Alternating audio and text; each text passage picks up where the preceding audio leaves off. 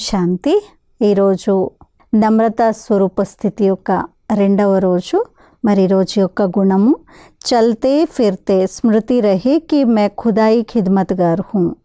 నడుస్తూ తిరుగుతూ స్మృతి ఉండాలి, నేను ఈశ్వరీయ సేవాధారిని అని.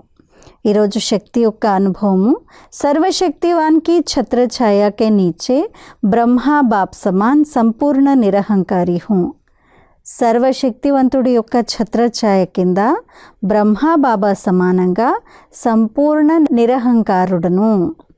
निमित्त भाव और निर्माणता के गुण से खुदाई खिदमतगार बन नम्रता की शक्ति से सर्व के प्रति स्नेह सहयोग की किरणें फैला रही हूँ.